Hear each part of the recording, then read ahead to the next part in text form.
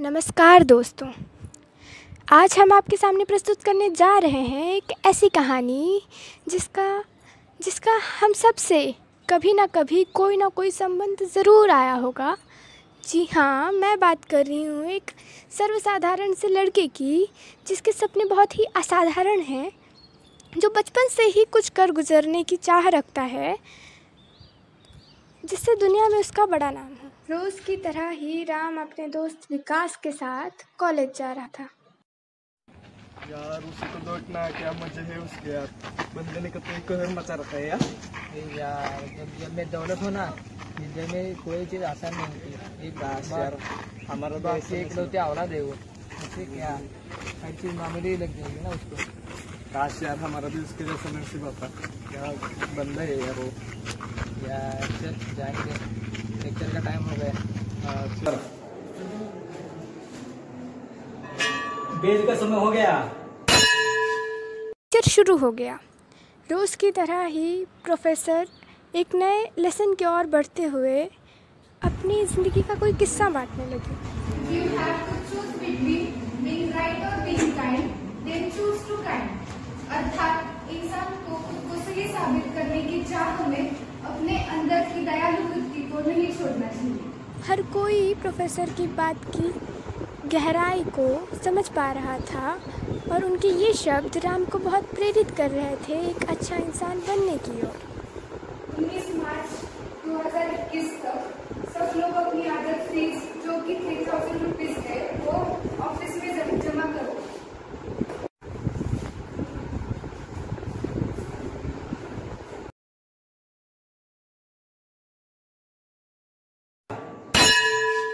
Canteen में राम अपने दोस्तों विकास, सचिन और पांडे जी के साथ में खाना खा रहा था। तभी वहाँ अनिकेत आ जाता है और अपने दोस्तों के लिए पिज़्ज़ा ऑर्डर करता है।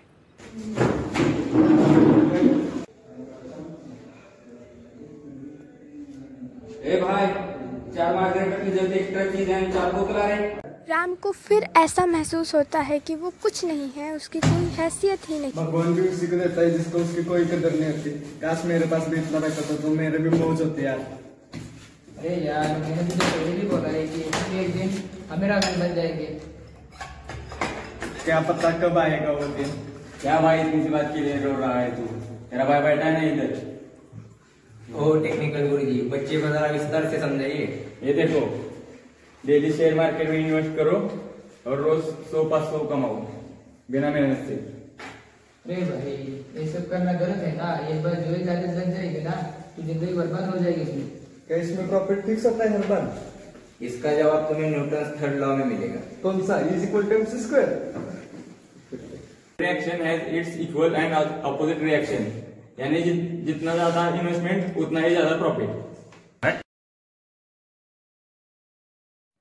सब क्लास में वापस आ जाते हैं, पर इस बार राम किसी सोच में डूबा हुआ होता है। उसका शरीर तो शायद क्लास में प्रेजेंट है, पर मानो जैसे मन अभी तक सचिन और पांडे जी की बातों में उलझा हुआ हो।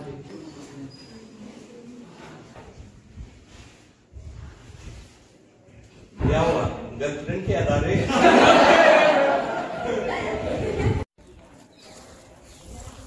राम कॉलेज की फीस के पैसे मांगने के लिए घर कॉल करता है।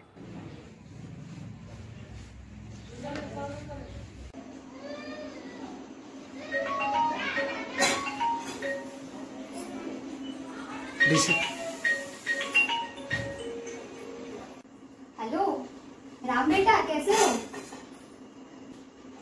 जो लड्डू भेजे थे वो खा लिए या दोस्तों ने बांट दिए? हाँ माँ, मैं ठीक हूँ और लड्डू भी खा लिए। सबने तारीफ की, अच्छे बने थे। क्या तुम भी ऐसा क्यों करते हो? खुद भी खा लिया करो ना, तुम्हारे लिए बनाती हूँ ना। दोस्तों में मत बांटा करो, खुद भी खा लिया करो। खैर वो छोड़ो माँ, मैंने इसलिए कॉल किया था क्योंकि कॉलेज ने फीस मंगाई है। अब कैसी फीस? पिछले हफ्ते तो पापा आकर 10,000 रुपए भर के गए थे ना। ये अदर फीस है माँ, 3,000 रुपए। चल ठीक है, मैं पापा से बात करती हूँ इस बारे में, बताऊंगी फिर तुम्हें। ओके? हाँ ठीक है, भिजवा देना याद से। चलो अब मैं रखता हूँ, बाय। अरे तुरंत रख रहे हो? अच्छा ठीक है, कोई बात नहीं। मौसम बदल रहा है, अपना ख्याल रखना, दवाई वगैरह लेते रहना, ठीक है? हाँ हाँ ठीक है, अब रखो आप। राम कॉलेज के लिए जा ही रहा था कि तभी उसे रास्ते में पांडे जी मिले और उसने उन्हीं से वहीं अपनी परेशानी जाहिर की।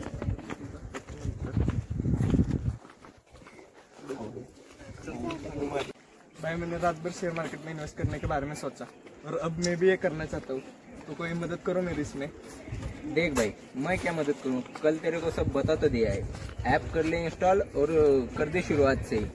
हाँ बता तो दिया है, मगर मेरे पास अभी इन्वेस्ट करने के लिए पैसे भी तो नहीं है। देख भाई, आजकल फ्री में तो कोई चॉकलेट भी नहीं देता, तो और तू प्रॉफिट क्या कमाएगा। हाँ बात तो सही है, मैं करना भी चाहता हूँ, तो करना पड़ेगा कुछ पैसों के लिए।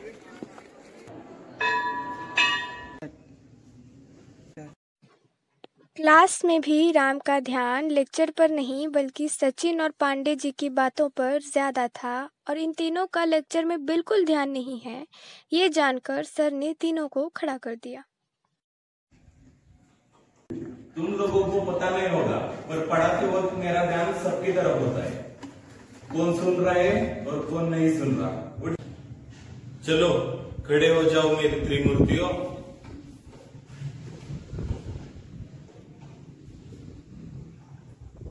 कहिए पांडे जी, क्या चल रहा है।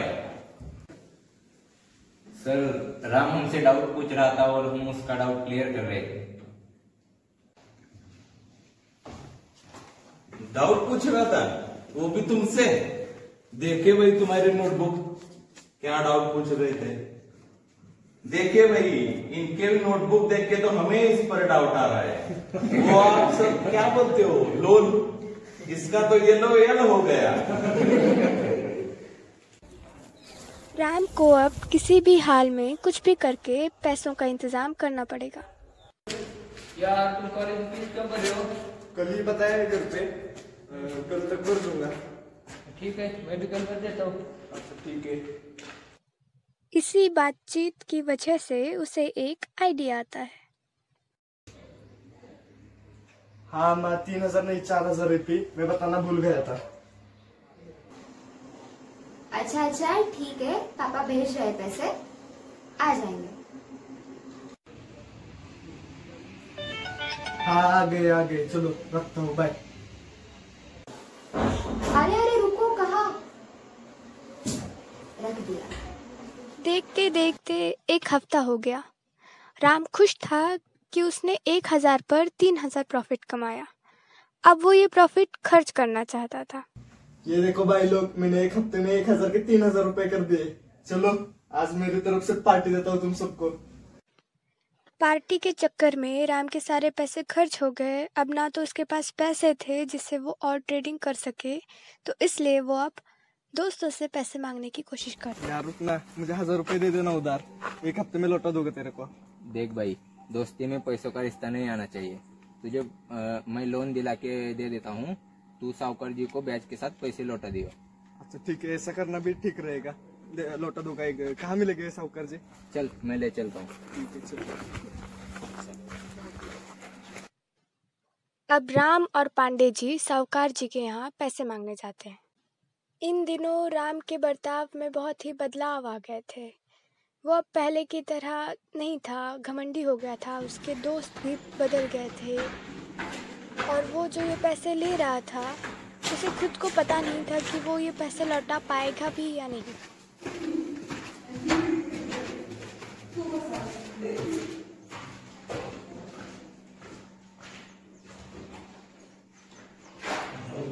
नमस्ते साहूकार जी। हाँ बोलो, कैसे आना हुआ? साहूकार जी, मेरे दोस्त को मिलना था आपसे। नमस्ते सेठ जी, मुझे आपसे काम था, वो लोन चाहिए था एक हफ्ते के लिए, एक हफ्ते में लौटा दूंगा। मैं लड़कों को लोन नहीं देता, कम वक्त तो चुका नहीं पाते।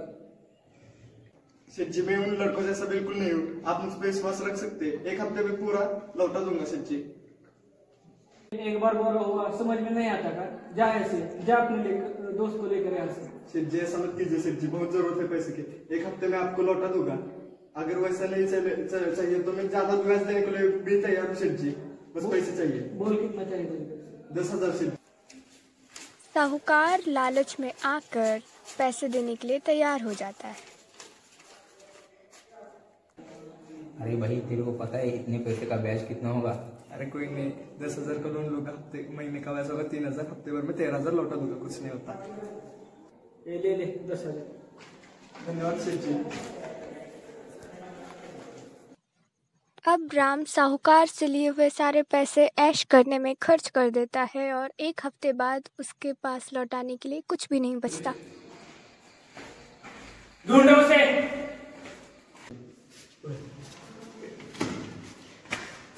भागो। हो रहा, पकड़ो उसे।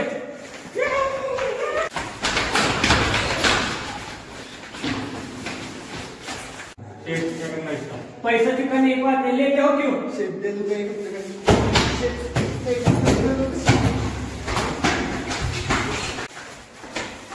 सेठ दे दूंगा 1 हफ्ते में सेठ। सेठ अगले हफ्ते का टाइम दीजिए सेठ। अगले हफ्ते फिर आऊंगा। ठीक है सेठ। चलो।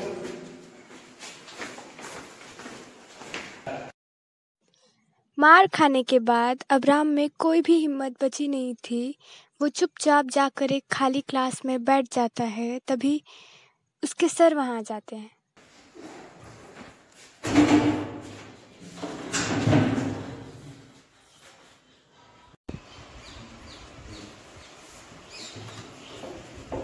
क्या हो बेटा, इतनी देर से यहाँ क्या कर रहे हो? कुछ नहीं, बस जा ही रहा था सर।